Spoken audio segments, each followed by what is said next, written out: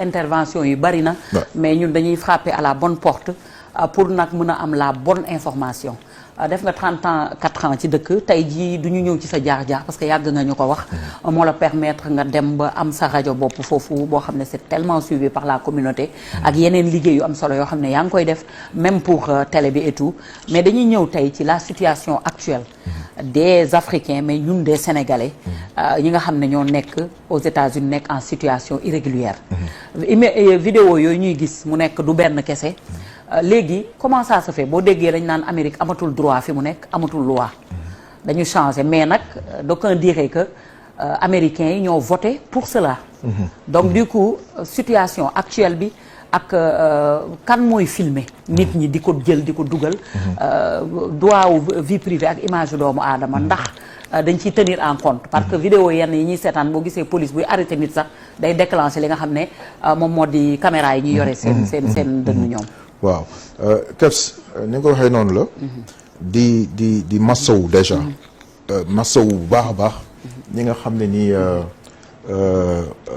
ne nii ñu ngi amay jafe-jafe ndax dégg nañ ne am na ci suñuy frère ak suñuy sœur ñenn ñoo xam ne déjà yegg si nañ gars yi déporté nañ leen ñëw nañ ci anam yoo xam ne ni neexu leen ndax daf leen bett voilà donc ci bu ñëwee ci wàllu bi ngay wax ñiy filmer ci li ñu mën a xam c'est nga xam ko àddina bi xam ko dañu toll ci jamono technologie social media ku nekk yaa ngi yore sa téléphone et les gens ils ont le droit en quelque sorte filmer baax na am na côté bu positif am na côté bu négatif parce que tax na nit ñi xam ko des fois nga gis yoo xam ne nii bu caméra bi amul woon musiba la mais nit ki nga xam ne moom la ñu filmer wane ko ñu koy mënote ba pare dafay c'est atteinte la à la dignité c'est ça mais xam nga Kebs loolu yàgg na ci àddina ce qu'il faudra faire mooy nan lañ mën a def ba lii gaaw jeex parce que mun na nekk nag waaw mun na nekk ndax boo seetloo le président Donald Trump américains yi ñoo ko fal te biñ ko falee li tax ñu fal ko mooy li mu nekk ci def nii ñoo ko ne woon ki fi nekkoon avant yow muy Joe Biden en quelque sorte dafay ubbi woon bunt yi ñoom noonu lañ ko jàppee woon donc dañoo soxla koo xam ne ni bu ñëwee non seulement dina tëj bunt yi border bi gis nga ne léegi c'est très difficile nit ñi am fa accès les gens n'y pensent même pas xalaatoo ko sax voilà donc du ma ne amul nag mais daal en tout cas fi mu toll nii c'est quasiment arrêté nañ ko mën nañ wax loolu mais li ci gën a doy waar mooy américains yi ñoo ko ne woon tamit bul yem ci rek tëj border yi mooy ñi nga xam ne ni yëpp dañ fi nekk régulièrement dañu bëgg nga jël leen fi donc américains yi ñoo ko jox droit boobu mais xalaatuñu woon mu am impact bi xalaatuñu ko woon nii parce que quand même comme on dit lépp lu nit yi def mun a rafet généralement nag am na loo xam ne moom mun naa ko séddee c'est-à-dire agent d'immigration yi bu dee dañ la ñëw bëgg la yóbbu parce que par exemple comme ni ñu ko waxee comme ni ñu gis ci vidéo yi boo collaborer ak ñoom mun na bañ a demee nen yi mais xam nga tamit nit rek la nit koo xam ne nii bi muy génn këram jàppul woon ne dafa demoon wuyu ji tribunal rek wuyu ji tribunal ku ci nekk da ngay am sa mais buñ demee ba ci kanam dinaa la leeral loo xam ne ñu ngi ci doon wastu si suñuy émission c'est du woon man rek ñi nekkoon ci média yi wax nañ ko fii yow wax nga ko mooy ñiy doog a ñëw xam nga ku la njëkk ci lëndam moo la wax fi nga toog ñun li ñu mënoon mooy wax nit ñi ne faites attention ñu bëri dañoo jàpp ne Amérique dëkku droit la et que de liberté bi ñu bëri yàgg naa ko wax ñu bëri bu ñuy dem Amérique demuñu fa pour xaalis am na ñoo xam ne dañoo bàyyi alal seen réew bàyyi fonction seen réew mais freedom biñ doon xaar moom loolu nag moo jeex en quelque sorte foofu la toll parce que ñoom dañoo jàpp ne les gens en font de trop bu ma ñëwee ci balaa ma ñëw ci li ma laaj rek mooy que ne sénégalais yi boo ñëwee ñu ne la actuellement tu es obligé juge bi nangul sa case donc tu dois savoir que ne bu agent d'immigration bi taxaw ci bunt bi di la xaar li nga mën def rek mooy nga coopérer mais kan moo leen di boo informer résister wala dañuy liggéey en ils sont étroite là, collaboration. ils travaillent, ils ont toutes les informations. boo dégloo le président américain li mu wax tout récemment que ñoom ku ñu bëgg a xam nañ fi ñëpp fi ñu nekk. loolu la leen foofu lañ toll. xam nga ku liggéey ak Elon Musk en quelque sorte ils sont informés ils ont toutes les informations. américain bi li mu la laaj moo la ko gën a xam. du la laaj lu mu xamul. donc li ñu leen doon wax avant mooy wut leen ay avocats. c'est loolu c'est du bon sens. nit ki mënoo même sa loo instruit loo jàng am na domaine boo xam ne xamoo ko wutal avocat xaalis bi nit ki jël investir ko pour mën a dugg ci dëkk bi. muy bu dee da ngaa jaar ci visa ba dugg. wala da nga jaar ci yoonu Nicaragua ba dugg xaalis bu takku la. mais boo ñëwee ba ci biir au moins xamal lii mooy le droit le minimum. mooy wutal avocat loolu sa droit la. su ko defee lu bëri dina yomb. mais am na ñoo xam ne nii des fois bëgg lu yomb.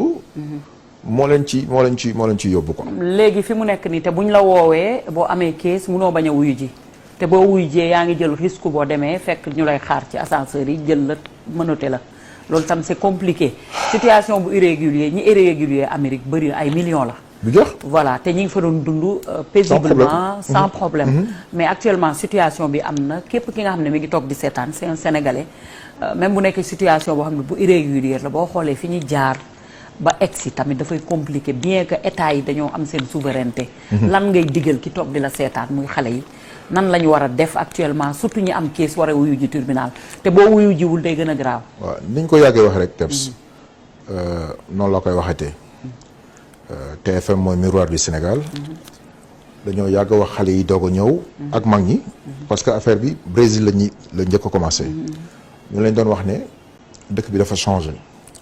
boo defee sa farata toogal sa kër boo seetloo à un moment dañ leen doon gis ñu nekk ci 116 bi. ci mbedd bi gars yi ñu bëri sax bu ñu ñëw dañu ne xàmmeetuñu 116. noonu tamit lañ ko doon defee ci yenn ci état mais loolu passé na bañ leen ko waxee gëmuñu ñu woon bi changement amee gis nañ ko. forcément mu am mooy li ñu doon waaw li ñu doon wax mooy boo liggéeyee ba pare mais dama toog sa kër.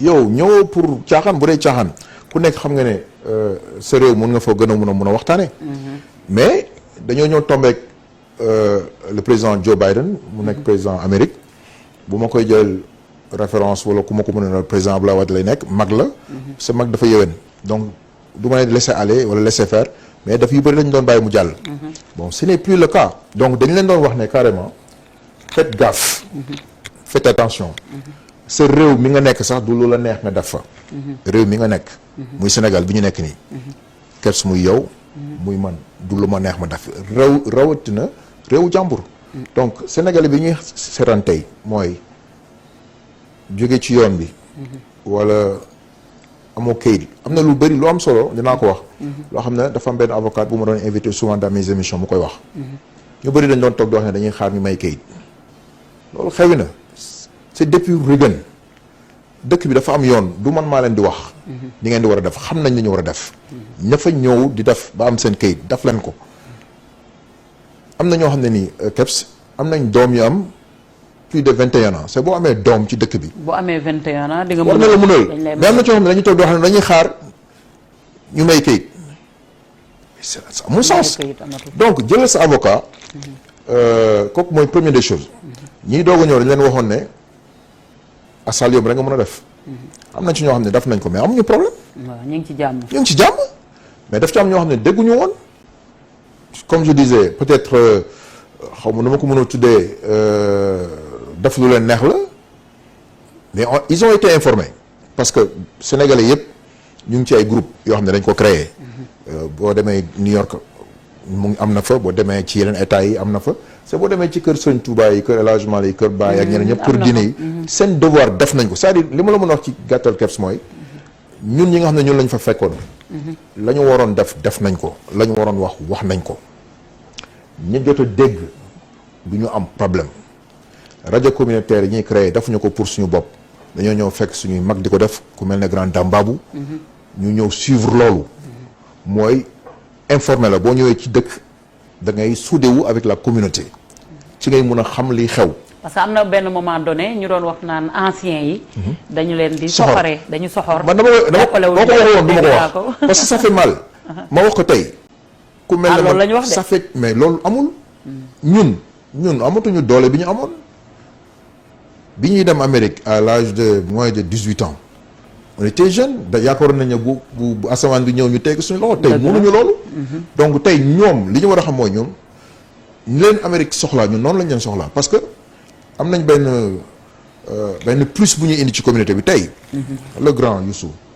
tout récemment la jógee Amérique. au passage ma ko nuyuwaat beneen yoon.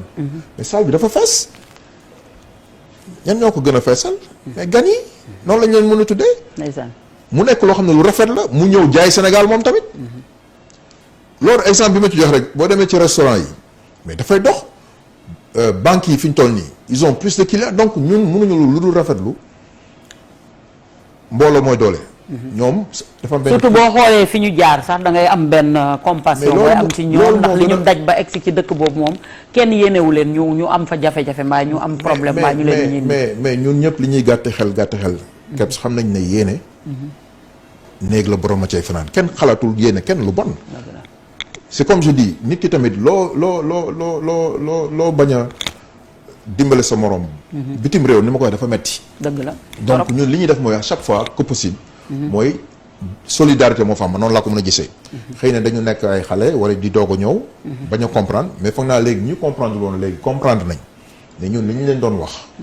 seen mag ñun ñu nekkoon seen mag. di leen ko wax ak kër diine yi fa nekk di leen ko wax boo leen liggéeyee ba pare dam leen toog. léegi gis nañ li tax ñu koy def. Amérique Kebs. nit def na fa 40 ans. ci télé lay wax amul kayit di liggéey di wàcc amul problème ak kenn parce que réew bi noonu la tëddee ñu ngi ci doon wax léegi sànq. Amérique kenn dëkku fa dox daje la à part les Indiens. mais dafa am lu dëkk bi laaj. mooy yemal fi nga war a yem. boo ko defee doo am problème man conseil bu dee am naa conseil. bu may wax képp ku nekk Amérique ci jamono ji rawatina ci jamono ji mooy boo defee li nga war a def ba pare demal nga toog sa kër nga jàpp sa ñàmbur. nga xool loo xam ne mën nga ko def. mais la woon wonni na.